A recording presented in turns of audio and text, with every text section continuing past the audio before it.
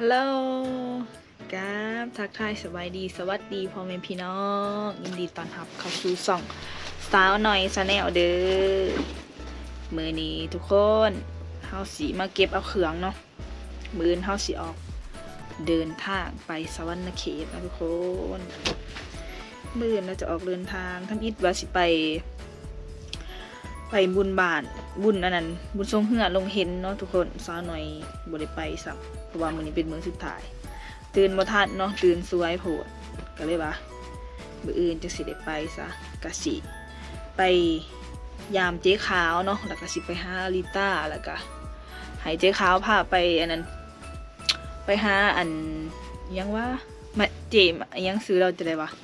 มานิดาบ่เจมานิดาหั่นเด้สิไปยามเพิ่นเนาะแล้วก็สิไปเด่นน้ำเพิ่นแบบไปถ่ายคลิปถ่ายหยังก็สิบางเทื่อก็สิไปเทื่อก็สินอนอยู่เฮือนอาริตาเทื่อก็สินอนอยู่เฮือนจีขาวเนาะทุกคนบางเทื่อก็สิได้ไปเกี่ยวเขาซอยเบาคำซีเนาะพี่น้องอากาศหนาวเด้อเด้พี่น้องเอ้ย2-3 มื้อมานี่4 มื้อเด้อล่ะเว้ยอันนั้นลมเนาะพี่น้องลมหนาวมื้ออื่นซะหน่อยก็สิไปออกเดินทางก็สิเก็บเครื่องไว้เลยซะถ้ามีว่าสิเมื่อพร้อมบ่าวคำชี้นั่นแหละก็เลยผ้าเบียกก็เลยให้รับเมื่อก่อนเนาะพี่น้องซะหน่อยก็เลยสิเมื่อตามหลังเนาะเพราะว่าเขาเพิ่นก็บ่ทันได้เกี่ยวหั่นนะบ่แม่นเขาเจ้าเกี่ยวมื้อนี้บ่ก็สิพับเครื่องเก็บเครื่องมื้ออื่นก็สิให้ไอ้แปรไปส่งสิออกตอนเช้าซะพี่น้องออกประมาณโดดออกประมาณ 9 โมงเพราะว่าข้าเราไปสวยหันโดดเข้าสีบัวเขาเซโนเข้าสีเขาไปสวรรค์เลยถ้าหอบบ่ายโมง2 โมงแล้วก็หอบตอนแดงเข้าสีเขาสวรรค์ถ้าหอบตอนเสาร์เมียนเขาเจ้าสีอันนั้นเขาเซโนเนาะพี่น้องเครื่องร้ายแห้งเพราะว่าไก่สิเบิร์ดเดือนเลยเด้กันเลยว่าไปถ่ายคลิปดีกว่าตัวอยู่เฮือนกับบริษัทนั้นเนาะมันบ่มีแนวถ่ายนะพี่น้องเดี๋ยวเฮาสิพับเครื่องกันเด้อมื้อเช้าเฮาก็สิได้ออกเดินทางเนาะเพราะว่าเสร็จกับจิขาวแล้วเพิ่นก็ส่วนแน่จิขาวเพิ่นส่วนสิพาไปหามานิดาเจมานิดากะซะหน่อยก็ยังบ่ทันได้เคยไปเฮือนเราจักเทื่อพอดีแหละสิไปดินน้ำเราแล้วก็สิพากันไปถ่ายคลิปไปหาสาวพรนำเนาะทุกคนใจก็ฝากพี่น้องติดตามเลยเด้อเดี๋ยวซะหน่อยพับเครื่องก่อนพี่น้องจะเอาไปจากสุดนอเดี๋ยวเอาสุดนอนก่อนเอาลงก่อนซะน้องรัดไอ้คำแสงกะเมื่อบ่ายนะเนาะพี่น้องหอดดูการเกี่ยวเขาเนาะถ้าเจ้าเฮ็ดหน้าเฮ็ดไห้จ้าปีนี้คือสีหนาวไหวอีดอกพี่น้องเพราะว่าหัวลมออกไหวขนาดปีนี้คือสีหนาวกว่าทุกปีดอกเพราะว่าปีกายนี่บ่ได้หนาวได้ปีกายนี่หนาวกับบ่แห้งนะข้าวดาวนะแต่ว่าปีนี้หัวลมออกแบบหนาวแต่เดือน11เลยเดือน10เลยนี่แล้วทุกคนเดี๋ยวซะหน่อยพับเครื่องก่อนเด้อพี่น้องห้องกระซิ่วครบในเด้อพี่น้องตัดผ่ามาตอนนี้เขากะหนีทุกคนเขาพับเครื่องแล้วเลยจ้าเดี๋ยวเขาสิมาเก็บเครื่องสำอางต่อนะคะทุกคนไฟรับพี่น้องเหมือนเบิร์ดทีเขาสิเอาเครื่องสำอางไปใส่น้ำนี้ทุกคนขาดอะไรก็คือกันแดดแล้วก็ต้องทาผิวตัวนี้นะพี่น้องใส่คู่กันจ้าแล้วก็พวกอันนี้เครื่องสำอางนี่ก็พวกกันแดดอยู่นะแล้วก็ใส่เป็นมอยเจอไรเซอร์อันนี้เนาะพี่น้องป้าหน่อยใส่เป็นซองแบบนี้เด้อพี่น้องหลายคนถาม FC ถามว่าป้าหน่อยใส่ครีมยังใส่เป็นคองกันแดดเคียนโนตแล้วก็สมูโตยังสินี่พี่น้องแบบนี้ก็จะไปน้ำเนาะจ้ามีทงที่ใส่เครื่องสำอางเนาะพี่น้องก็สิได้อยู่นี่เขาสืบจะเป็นซองสิแบบพกพาสะดวกสบายนะพี่น้องก็สืบตัวอันนั้นมันก็ ถ้าสื่อโตเป็นดอกแทนก็ใส่ดีกว่าใส่ขุ่มกว่าใช่ไหมแต่ว่าถ้าสื่อเป็นซองนี่เฉพาะแบบเขาพกผ้าไปไหนไปนี้เขาถือสบายอันนี้ก็จะเป็นโซ่เต็มคิวอีกสังเนาะก็จะไปน้ำเครื่องใส่ส่วนตัวของผู้หญิงค่ะขาดบ่ไหลคือเครื่องสำอางเนาะพี่เนาะอันนี้ก็คล้องทาผิวเนาะใบนี้ก่อนเก็บพวกตัวมันเป็นอันนี้ก่อนซะใส่น้ำกันกระลิปสีตาแล้วก็ของเปะอันนั้นพับเคลียร์ร่องผื่นแล้วก็พับเคลียร์ปัดแก้มน้องพี่น้องใช่ละแล้วก็ของแต้มคิ้วเอาไปน้ำเนาะอย่าสีฟัน ขาดได้แล้วก็สีแก้มกระเป๋าคู่ใจเนาะพี่น้องกระเป๋าจากไอเพิ่นยูเมกาเนาะฝากมาให้เขาจะได้กับขอบใจไอได้เด้อที่ซัพพอร์ตเนาะมาตลอดเนาะแล้วก็กระแปรงฝุ่นนะจ๊ะเอาไปน้ำเถื่อใส่จำเป็นแล้วก็น้ำหอมผู้หญิงนี่เครื่องสำอางมันก็สีร้ายกว่าผู้ชายนี่เนาะพี่น้องแล้วก็วีหน่อยตัวนี้แล้วก็แหวนก็แตกออกเลยบริแตกหรอกมันดูดออกนะพี่น้องมันดูดออกจากอันนี้มันก็สิเตรี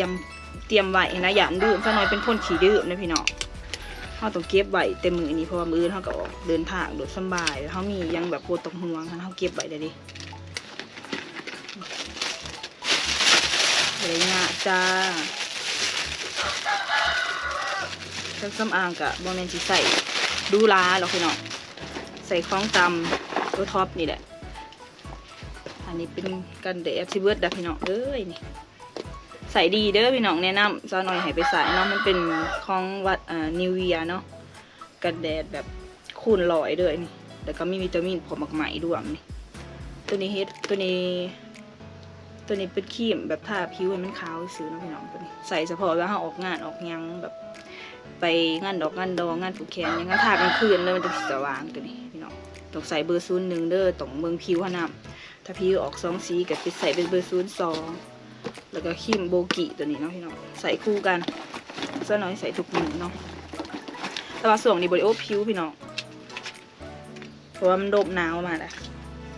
อันนี้คนตาก็เรียบร้อยอันนี้ของส่วนตัวเหมือนกันค่ะเขาเก็บไว้เองสิมันก็สบายคู่กันเนาะพี่น้องหรืออื่นเขาก็ออกเดินทางโดยสบายอย่างแต่ดาวอันนั้นโฟมหนังหนากับแป้งทูแขวแล้วก็อันนั้นพี่ช่างพวกสอนเสนเดี๋ยวพี่น้องอากาศใส่ทงต่างเนาะเดี๋ยวนี่ผู้ที่เต็มเนาะพรุ่งนี้ออกเดินทางกันค่ะเจอกันที่สวรรค์นาเขตจ้าลมหนาวมาพบกับลมหนาวผู้ที่แดดซะหน่อยสิไปหล่อยูบอลอันเซโนแต่ว่าเขาเจ้าเปิดใหม่พี่น้องเขาเห็ดแบบมีอาหารอีกอย่างนำเดี๋ยวซะหน่อยสิไปถ่ายคลิปให้เบิ่งเด้อพี่น้องปะเดี๋ยวเขาเตรียมเครื่องไว้ก่อนเดี๋ยวสิไปเอาโฟมหนังหนาอีกอย่างก่อนเบิ่งออกเดินทางจะได้กับฝากพี่น้องเป็นกำลังใจให้สาวหน่อยเด้อในการเดินทางเนาะไปคนเดียวอีกแล้วผู้ที่เดือนก่อนแล้วก็เดือนนี้2 เดือน3 เดือนเนาะเป็นเดือนที่แบบว่าเดินทางตลอดเนาะพี่น้องบ่ได้พักไปตลอดนะเมื่อนึงนี่ก็ไปบ้านน้องรัดไปบ้านอดิต้าไปทั่วตลอดนะมีแต่ขี่รถตลอดจังหวัดคือจะได้เนาะเฮาเฮ็ดอาชีพอันนี้เฮาก็ต้องได้ไปอยู่แล้วเฮาอยู่บอนเก่าหมู่กะบ่อยากเบิ่งคลิปเฮานะฟังทุกคนหลังจากสาวหน่อยพับเครื่องเรียบร้อยเนาะสาวหน่อยสิพามาเบิ่งกล้วยที่มันดมเมื่อวานนี่พี่น้องกล้วยงาวค่ะมันดมเนาะเพราะว่ามันลบมันหักว่านี่มาซื้อนี่ได้เว้ยนี่ทุกคนนี่แม่ก็เลยห่านออกนี่แต่ว่าถ้าเอากล้วยมันไหวอะไรเงี้ยเหือนเดี๋ยวสิทายเบิ่งนี่ต้นมันเนาะพี่น้องบางทีมันลบแห้งไอ้นี่ป้าต้มอันนี้บ่ได้เอานั่นขับใบกระบุยูว่าใหม่ขับใบกระบุยูนะพี่น้องพอดีมันหักบัดนี้ก็กล้วย กล้วยตีบซุ่มนี่ก็บ่ตึงนี่นะหันพี่น้องที่มันเป็นน้ำหยังทุกคนหูว่ามันเป็นน้ำหยังนี่มันเป็นอยูแตะบันบ่ตึงคือของเบาสุกพี่น้องนี่มันเป็นดิบๆไปซื่อๆนะมันก็กินได้อยู่แต่บ้านบ่ตึงนะทุกคนจะมันเป็นหยังเพราะว่าอีพอเราห่าน2-3 เขื่อแล้วมากินหั่นมีแต่หน่วยแบบบ่ตึงนะนี่เห็นบ่คืออย่างแบบนี้เห็นบ่นี่บ่ตึงแบบหน่วยดิบๆไปทุกคนซะหน่อยสิพาไปเบิ่งกล้วยง่าวอีเมลแล้วตัดไว้ที่ว่ามันหล่มเพราะว่ามันซื้อนี่2 มื้อเลยเดี๋ยวเฮาสิมาเบิ่งกันนี่ซะหน่อยเอาออกมาไว้ล่ะไฟกระลับเนาะนี่ทุกคนปอได้จักบีนี่แม่มันแก่อยู่ล่ะแก่ต้นจังโหนจังครับมันจนหักเนาะพี่น้องนี่อันนี้เป็นกล้วยงาอู้หน่วยใหญ่อยู่ได้จักบีเด้อ1 2อู้ต้นมีบักใหญ่เลย3 4 5 6 7 8 9วีเนาะพี่น้อง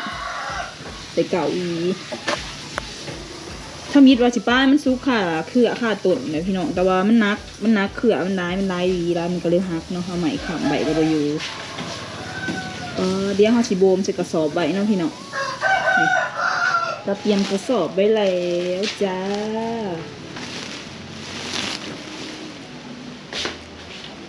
สิโป่งอยู่ใส่ในบาตรโอ้ยไฟฟ้ากระลับฝนบริตกแต่ว่าหาไฟลับจะหัวมาพี่น้องเดี๋ยวเราเก็บใส่สอบไว้เนาะแม่ใส่สอบเดียวกันเลยมั้งเต็งกันหัวเลยอันเล็กเอาตัวใหญ่ต้องตัวอันเล็กเขาบอกอย่าให้มันติ่งไฟไปอาร์ของหนักดอกหนักไปนี่พี่น้องมาสีโบมไว้ในกระสอบเนาะจ้าแล้วไฟบ่ไรของหนักตัวเป๋มากนั่นแน่มากเบิ้งไฟของหนักนี่เอากระสอบมาอีกแม่พอชี้ใส่ว่าอยากให้มันติ่งกันหลายนี่สิขี้ลงมาแล้ววีน่ะประมาณจักมือว่าได้กินไหมเบลแต่เนาะพี่น้องขั้นขวายมันโบแกแห้งกะซุปไว้5-6 มื้อกับซุปก็ได้คนไปมันจะติ่งแต่หัวถ้าจะใส่ซอสเดียวประมาณ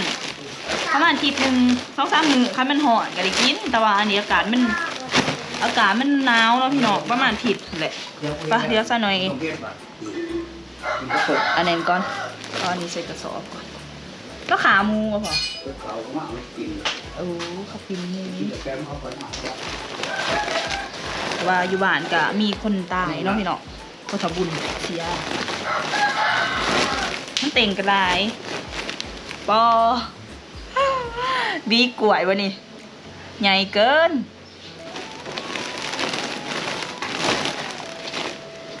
บอสมีดอกใหญ่ๆมัน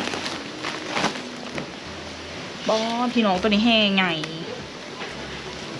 ดีแต่ว่ามันตึงเนาะกล้วยเงาแต่ว่าพวกกล้วยตีบมันตึงนี่พี่น้องใหญ่ไหมคะคือเขาเนาะเขาจะออกมากินกับเขาหน่วยหนึ่งกับอีมนะคะนี่ถ้าแหกออกเป็นเห็ดไป2 สอบเพราะว่ามันจะสีโบเดนะพี่น้องมันหนาวเนี่ยมันกับบุซุกนะไหมเนาะสารโมโห